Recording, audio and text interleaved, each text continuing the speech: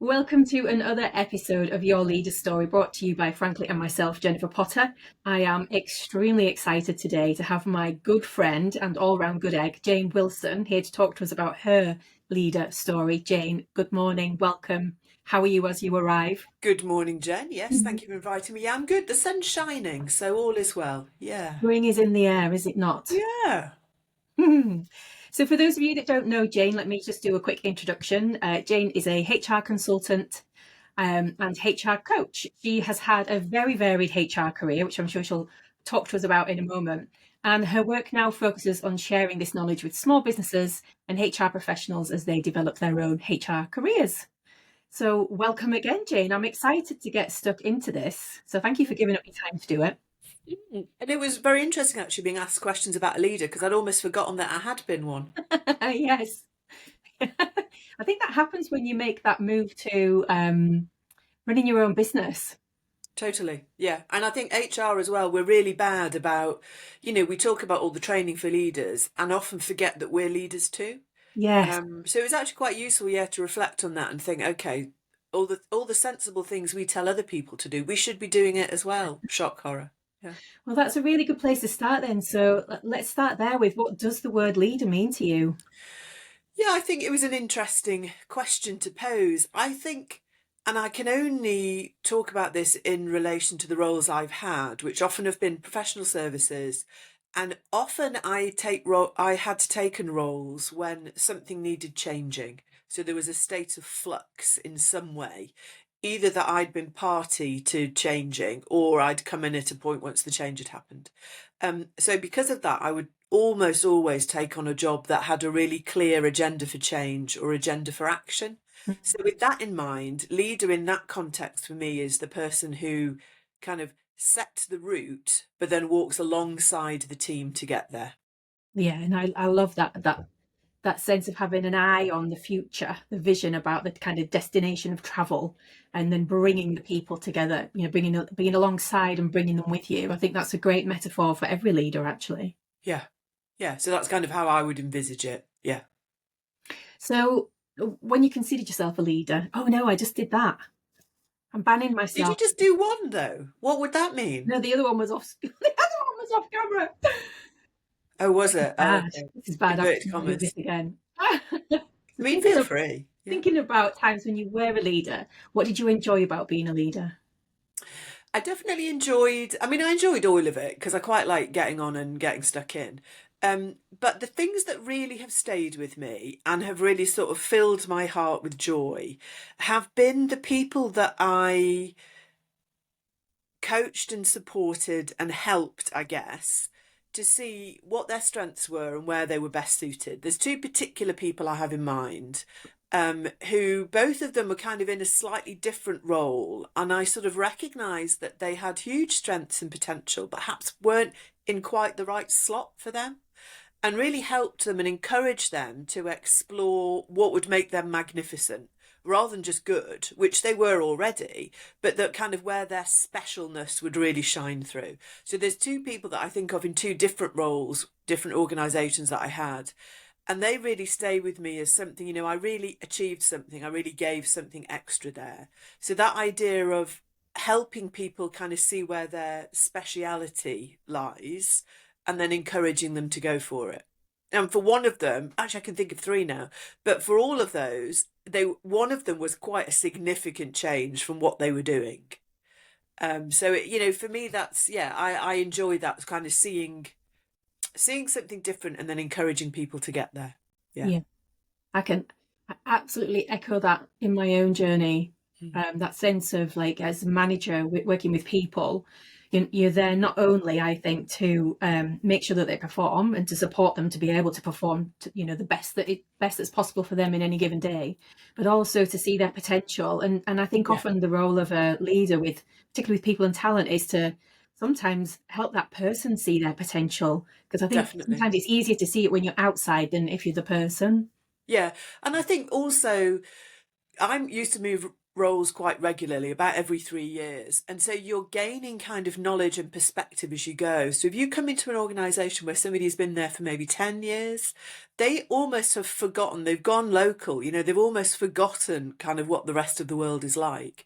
And you can sometimes bring a really different view on it to say, well, look, I've worked with, 15 people in the last 5 years.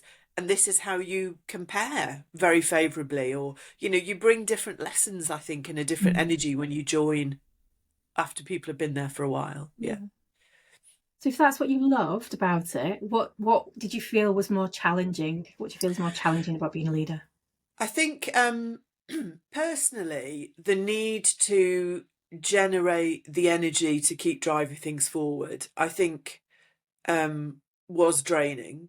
And I think if I'd stayed in corporate roles, I think I would have really run out of steam in quite a drastic way at some point.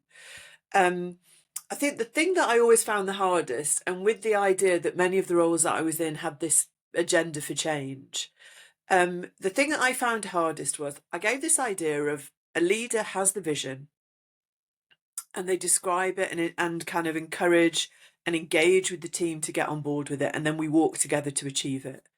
And I was always conscious of the point where I was out of step was when I was much further ahead. And, maybe I'm carrying the lunch and I'm turning around and we're on a long walk together and I'm turning around, I'm like, come on. And they're like, well, no, actually, I don't want to go that way. Yeah. So that idea that I think as a leader, it's really important to check yourself. If you're too far ahead and you've lost the team, then that's when you need to have a word with yourself. And I think the real challenge is in a kind of a senior, and I'm talking kind of, SMT, strategic manager kind of role, you've got pressure from the board or whoever to move things at a certain pace, but you have to keep looking back and making sure the team are with you. And I didn't do that well multiple times. And I think only with reflection do I think about how I could have done that differently. But of course, you've got those two challenges, because on one side, you want to show the board that you can do it and say yes to everything and deliver because you're worried that you'll be judged harshly otherwise. But you also have to keep the team on side. And I think that twin challenge is really quite excruciating in some businesses, particularly businesses that have really got an agenda for swift change. And I think I found that really difficult and didn't do it very well. It's like you're talking about my own leadership journey. The similarities are so uncanny. But I absolutely love, I feel like that's a masterful question for every leader to ask is, have I lost the team? Yeah. Have I lost the team? Yeah. Are they with me? Yeah. Are they with And me? I use the analogy of a walk, because we used to do a lot of walks as kids, and we'd walk, particularly in Cornwall on the Cornish coast path. And Dad would be up the front, my dad would be up the front with his rucksack on, and he'd have lunch.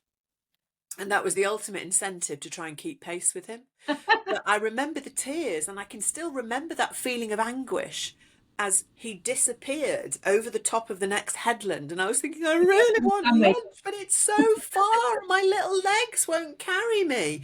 So that idea of being left behind, but also that the leader then is oblivious of the pain or anguish that the team might be going through. Whatever analogy works for you. But yeah, I think, is the team with you? Are they alongside? And what's in the sandwiches?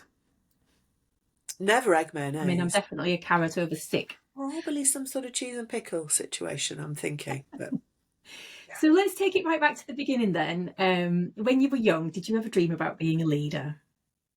I thought this was an interesting question too. And I thought straight away, absolutely not. It's not really what I want to do. I can think of loads of times where I would just sort of step back and let somebody else do it. Because there's some real pushy people, aren't there, who, are shoulder barging you out of the way to get the opportunity to shine. And I'm not one of those people. I'd rather sit back. And then I remembered my first day of school. So this is primary school. Mum walks me to the gate. So Little. So I would have been 4.5, well, my birthday is maybe 5. And I turned to her and I said, thanks, I can take it from here. Oh. So I think I've always had a strength of character. And independence. Which has sometimes got me into a bit of trouble, but I have a strength of character.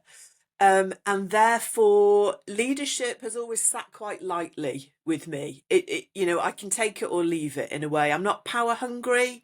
Um, and I see other people who are, and I'd rather just step back and let them take it. I did actually once get flattened on the floor by a woman at a wedding who really wanted to catch the bouquet. I'm not that bothered. They flattened. Yeah, I let her just flatten me to the floor. She could take it. I'm not really that interested. So that's kind of my general approach, is I'll step back. So I would say that, but then I would also say, I then started thinking about my early life, pre-25, and kind of the opportunities that I sought out to lead. I did a lot of work in hospitality and catering, that kind of thing, and I was always very much a team player. I would just do what I was asked to do. But then sort of by my mid-20s, I was seeking out kind of leadership stuff. I did a lot of work with the National Trust and the British Trust for Conservation Volunteers. Dry stone walling in particular. Yes, I am a master waller. Hedge laying. Know about you. Yeah, absolutely. Climbing Helvellyn and relaying the footpath with 2 tons of stone, whatever it might be. And I started doing that, and it was probably sort of around university time. So I was leading, and I was literally leading. But it would be a holiday that people pay money for, and they'd go for a weekend or for a week. And you would lead them, and you would organise the food and the transport and get everybody working and etc. So I naturally did that because it was something I was interested in doing. What I would also say about that is, personality-wise, I'm a huge introvert. So I really struggle to be somewhere unless I've got a job to do. So I would much rather give myself a job to do than be one of the group. And I think that developed more as I matured into my 20s. Yes. So I think that's probably what I was doing, was trying to find a reason to be there. I can echo that as well. That Yeah. sense of, like, for me, my vision, that will be like a sense of wanting to contribute and a sense of wanting to be useful. Yeah. Within a mix. Yeah. But we just need to hit pause and go back, like Helvellyn, of all the fells that you could have chosen. I mean, that's one of the big meaty ones. We climbed it every day for 5 days. Oh my life. We got significantly slower each time. Calves. I'm sure I was much fitter then, but I still remember, and I was there with my really good university friend Rosie, who I see once a year still for various adventures. And every day we got slower and slower. So on the first day we were up there by about 9 o'clock and cracking on. I think by the third day it was probably 11:30 before we got up there. And did you go up Striding Edge? We didn't. We were stopping just before. So the section just before Striding Edge, there's a sharp turn to the left, and there's a whole section of stone steps. Oh. Those were my steps. Now, whether they're still there, I haven't climbed Helvellyn for about 15 years probably, but they were the steps that we did. Yeah. Well, if I ever climb it again, I'll be thinking of you. See the steps. Now. Yeah. So we've talked about like early times. So tell us about, like, what was your first sort of official leadership position? How did that come about? In proper work, as it were. So when I started my HR career, I was at Eversheds, was like my first proper HR job.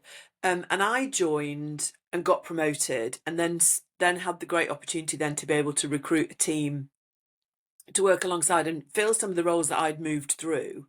But that was the first time that I was recruiting a team and also supporting a team, really small team. But that kind of was the first opportunity. Although I think of it now, and I don't really think of that as leadership, because we were just doing the do together, and we all just had slightly different jobs to do. Mm-hmm. So then if I jump forward I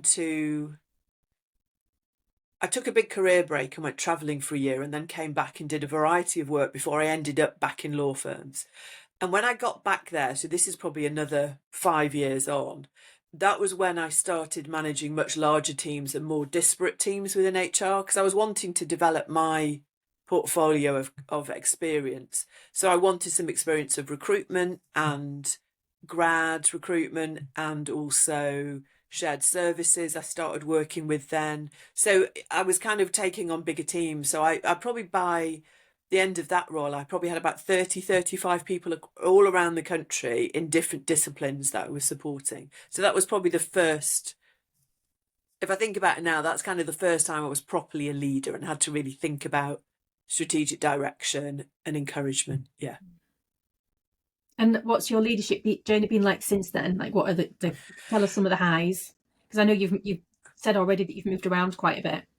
Yeah, I think early on in my career, I wanted to get lots of different experience to different industries and different ways of working.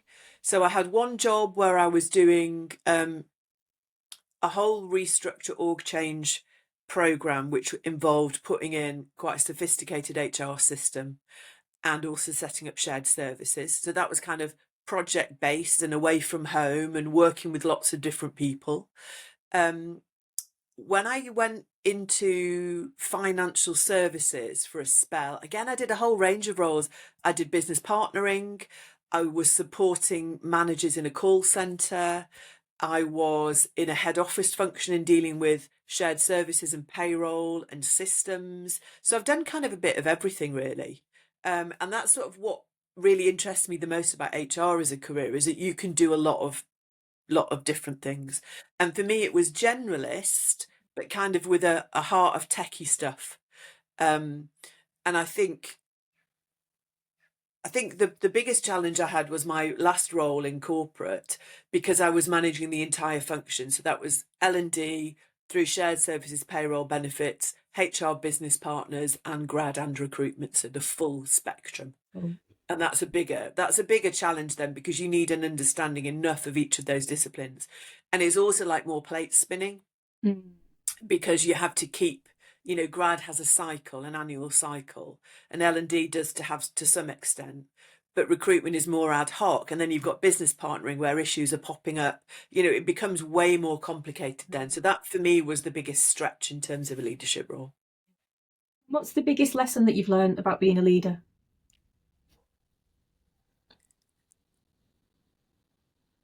I think I pause there for consideration. I think the point about bringing your team with you was something that I am slightly haunted by from time to time, when I think of things that I just cocked up and I just didn't do as well as I could. But then I also think about the me at that time. I was sort of mid-30s. I'd never had any management training, which is ludicrous. You think in HR, it's like, we were doling it out to everybody else, but we never got any. I wasn't really supported. I was going through a really difficult personal time as well. And not to make an excuse for having done a job that not as well as I could have, but I think there is that real challenge, isn't there? There's that crunch time, I think, for all leaders. And depending on what roles you do, it comes quicker or later. But I think I got to the point where I thought, I just don't quite know how I should be doing this. I didn't have many role models for how to do it right. I had some, but not many. But HR also can be quite a lonely discipline, because it is quite challenging to share some of that stuff with other people. Yeah. So I think, I think about the challenges and what I did well or less well, but I'm also quite sympathetic and quite caring to the person that I was then, because it was a difficult time. Yeah. I love that. There's so much in what you've just said. I think that resonate with many a leader, the kind of loneliness of being a leader, that Yeah. like you've got the HR lens on top of the leadership lens. So like a double people whammy. But leaders have that they have a lot of people stuff to pay attention to, give energy to, and it can be very lonely. I think that the other message in this is like how much pressure leaders in particular are under to come across like I'm going to do it again, got their shit Just together. stop the inverted commas. Yeah, you're big on it today. I need to sit on my hands.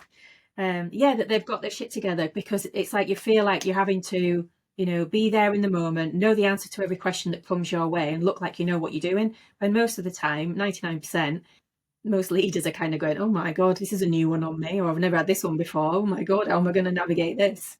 And then the third thing I think is what lovely Brené Brown calls the gifts of imperfection, that we're all just human beings and we're fallible and nobody's perfect, but there's not a lot of space. There's not a lot of space in conversation in the workplace in particular for imperfection and leadership together. Totally, yeah. Because if you put your hand up and say, I need some help with this, or I'm struggling with this, or I didn't do that as well as I could, I want to work out why, that's an imperfection. And certainly in organisations where you are measured for the quality of your performance and your reward is potentially calibrated against that, who's going to put their hand up and say, I can't deal with this? Yeah. Oh, please, could you take 10% off my salary while you're there? Thank you so much. Yeah. You know, we've created structures which require people to pretend they're perfect. And you double that in professional services. Yeah, and that doesn't help no one, does it? It doesn't help the business, it doesn't No, help the team, it doesn't help the leader. So no. I think we are seeing more a move of cultures to like, being like radical candor. I can see that on your bookshelf behind you. Mm. A good book, that whole thing of like really bringing in an honest feedback culture, concept of psychological safety. How do we create a space where there's enough freedom to fail and take the learning? We're seeing that as a trend, definitely, but we're still on the back foot, I think. Yeah. And there's so many things that need to be dismantled to allow people to do that with confidence, Mm-hmm. because so many of our structures around feedback and performance review and reward, and assessment of how well you're doing as a leader, all of that is set up to not allow us to stop and say, actually, do you know what? I'm not doing this well. I need help with this. Yeah. They're not designed to let us do that. Yeah. And the pace is just ruthless, isn't it? Yeah. So that's you're beautifully segueing us into the next question. So thinking about the future, what qualities and skills do you think leaders need to be, chucking into their toolkit? I think I work predominantly with smaller businesses now, so I can speak most knowledgeably from them. I think there is a real sea change in what people are expecting from work and what they are bringing to work. So that psychological contract has fundamentally changed. I think it was coming anyway. I think social media and lockdown has accelerated it massively. And I think there are many managers, and certainly if I was a manager in business now, I'd put myself in this category. There are lots of managers who are just not ready for the change.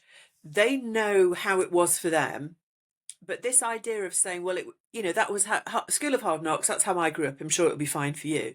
That is such an outdated concept now, and it just won't land.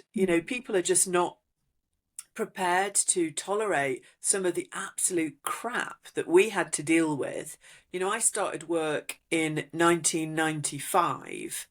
There were some appallingly bad practices that we were just, Yeah.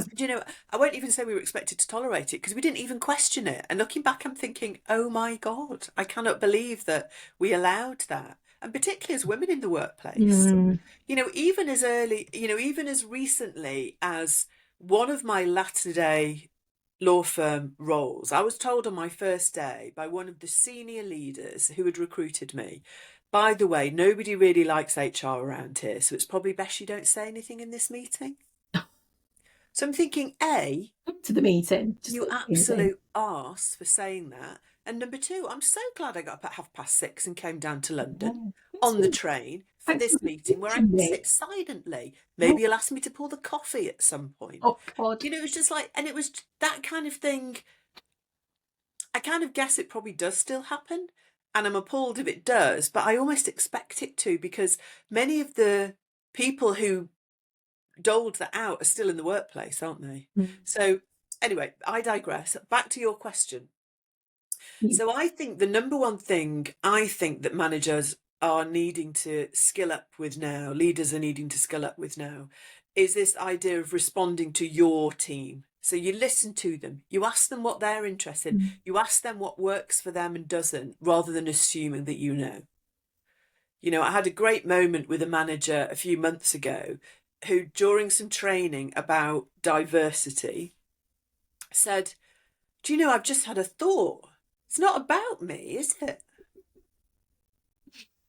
So that would be my strap line for what leaders need. Yeah. So we're talking about this topic of kindness and empathy, actually, aren't we? Emotional intelligence. Know your team, kind of be open to it. Yeah. And say to your team, how does that work for you? Yeah. And if your team say, do you know what? I really hate this and that and the other, instead of saying, oh, tough luck, suck it up. That's the way it's always been, say, oh, that's really interesting. That would never occur to me. Tell me more about that. Yeah. Yeah. Let me understand. Yeah. Help me understand.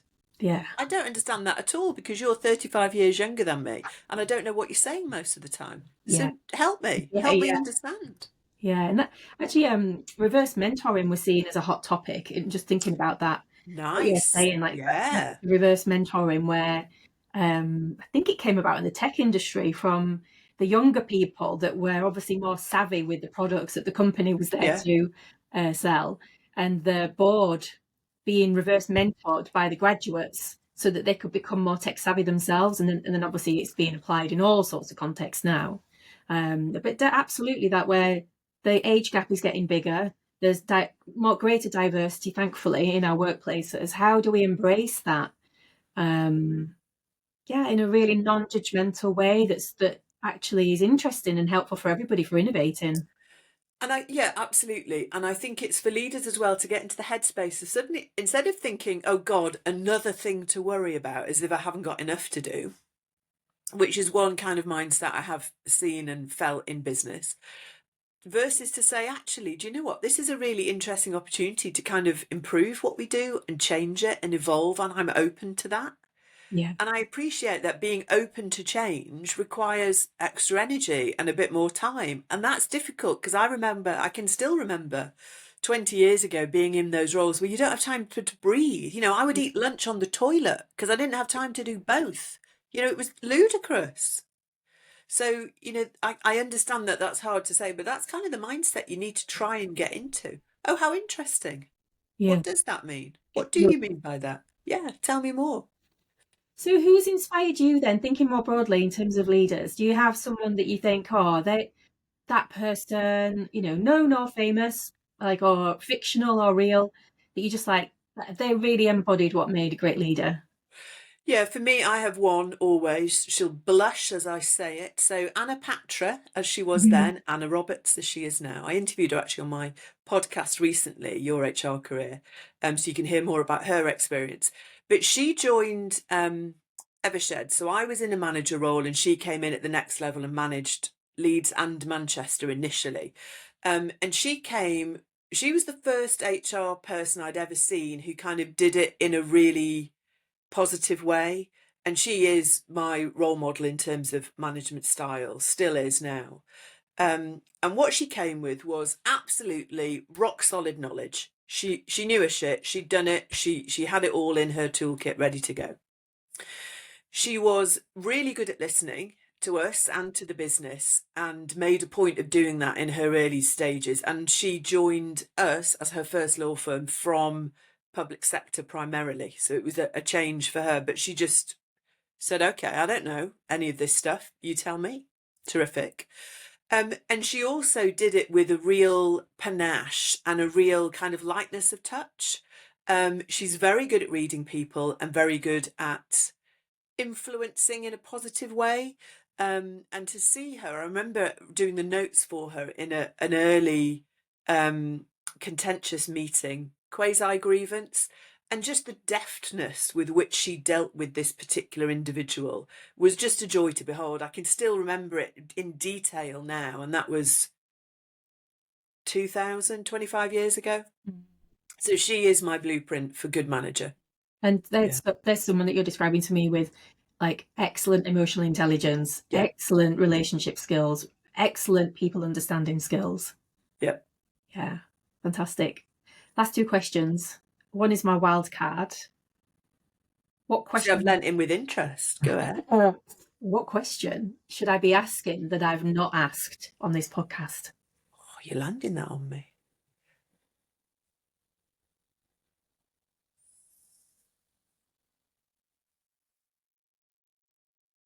I wonder if there would be something about kind of what learning or what book or what concept or what model Yes. might have really landed for you. Something like that. Yes. Do you have one that springs to mind? I think if I had had radical candor at my fingertips when I'd been in my last two corporate roles, I think that would have been really, really beneficial. Yeah. Yeah. I think also I came very late to the idea of coaching conversations. I've got another one on here actually. Which one is it here? The Coaching Habit. Oh, yes, that's a good one. That one, Yeah. which is like just such an easy little Yes. handbook. I just didn't really come across the concept of coaching or feedback in a day-to-day sense. And I think really that's the biggest thing you could revolutionize your management style with. Absolutely. So yeah, that's why that would we be have a mine. Coaching for Leaders program. It's the only open program that we have because we believe it's the only one you really need to invest in. Agree. So yeah, I agree. Okay, last question. If you could do any job in the world and I gave you a magic wand, what would it be? I have two thoughts on this. One is I've always had a bit of a desire to work in a shop, and probably it would be a haberdashery shop Oh, because I just love all the bits and bobs, and I'm a keen sewer and knitter, and I like and all you would that have one of those jazz. beautiful counters that have all those gorgeous wooden With glass the little metal big ruler screwed onto the drawers. side. Oh, Yeah. I lovely. mean, Merchant and Mills, if you've come across Merchant and Mills, they are the most stylish. Actually, I've got one of theirs. I'm going to show you this as well. Oh, look, you've got Merchant every and book Mills. you need. This is kind of this is the style of their product. It's like a Oh, 1940s. I mean, it's just joy. So a kind of a Merchant and Mills style haberdashery. But then I also don't really get on with people all day, every day that well. So my second option would be those adverts that you see in the paper every so often for somebody to caretake a remote Scottish island or maybe a lighthouse. a lighthouse. So a little bit of work to do. I might be repairing a fence or polishing up some glass, but then lots of time for personal reflection and nobody about. Or go to the Isle of Harris, somewhere like that. Totally. Yeah. Yeah. Yeah. Lovely. Well, Jane, it's been an absolute pleasure. I've loved talking to you and learnt a lot about you, things I didn't know about you. I'm a dark horse. It's been said before. Well, Yeah, thank no, you it's been so good. much. And I Yeah. think it's very interesting. Again, something you don't get time for when you're in the real world of work, just to reflect and think, how am I doing? How have I done? What kind of leader am I? What kind of leader do I want to be? We often don't have time for that. Yeah, lots of other people I've interviewed have said the same thing, actually, that it's been Mm, really interesting just to take the time out to reflect. yeah, yeah, yeah. So thank you very much. Thank you for inviting me. My pleasure.